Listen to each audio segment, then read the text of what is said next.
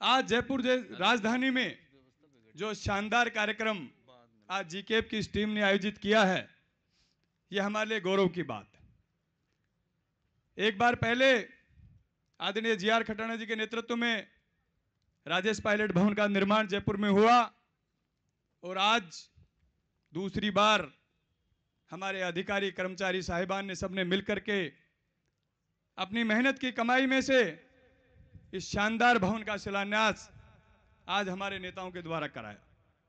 किसी भी समाज की जड़ और किसी भी समाज की प्रगति तभी संभव है कि जब शिक्षा का पूर्ण रूप से उजाला उस समाज में हो। स्वर्गीय राजेश पायलट साहब ने एक दिशा हमारे समाज को दी, राजनीतिक रूप से जागृति इस देश में हमारे समाज को दी और हमेशा एक बात कहते थे कि जब तक गरीब किसान मजदूर का बेटा पढ़ लिख करके देश की उन कुर्सियों पे नहीं जाएगा जहां देश की नीतियों का निर्माण होता है, तब तक इस किसान का और इस देश का भला संभव नहीं है। मैं धन्यवाद देता हूं सचिन पायलट साहब को कि राजेश पायलट साहब के जाने के बाद आपने उनके मार्ग पर चलने का काम किया और आपने उन नौजवानों के हाथों में, आपने किसान के बेटे के हाथों में वो कलम दी जिसकी कल्पना स्वर्गीय राजेश पायलट साहब ने की थी कि वो अपने हाथों से देश का कानून बना सके। आपने नौजवानों को टिकटें दी, उनको विधायक बनाया, उनको सांसद बनाया। 2018 में भी दी, 2023 में भी दी। कुछ लोग 2018 में सफल हुए, कुछ 2023 में सफल हुए, कुछ 28 में सफल हो जाएंगे, लेकिन अच्छी नींव की शुरुआत आपने राजस्थान में की।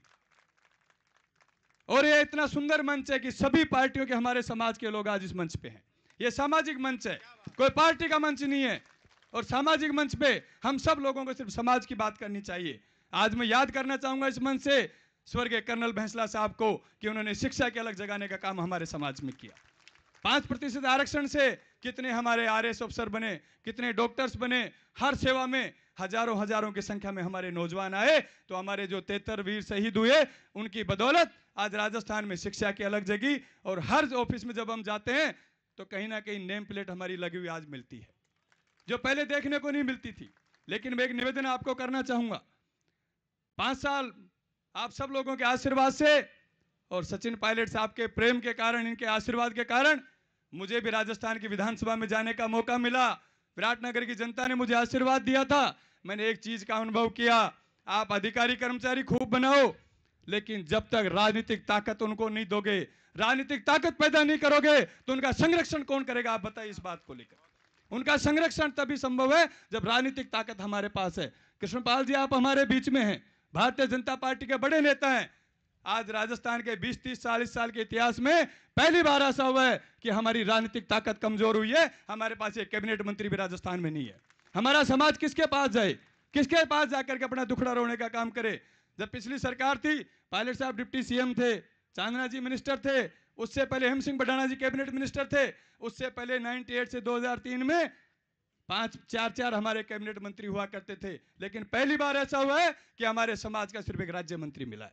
मेरा निवेदन है आप कि आप समाज की बात को पार्टी के उच्च स्तर तक पहुंचाएं और हमारे समाज के कम से कम 2 कैबिनेट मंत्री राजस्थान में होने चाहिए, ताकि इन हजारों हमारे अधिकारी कर्मचारियों का संरक्षण करे और हमारे समाज का संरक्षण करने का काम करे। साथियों, बहुत शानदार कार्यक्रम आज हुआ है। आज जो भी आर्थिक मदद कर रहे हैं, जो भामास हैं, इन सबको भी मैं धन्यवाद देता हूं। और आदरणीय सचिन पायलट साहब हम सब लोगों को जो भी आदेश देंगे, उस आदेश की सब पालना हम लोग करेंगे। बहुत बहुत धन्यवाद। राम राम।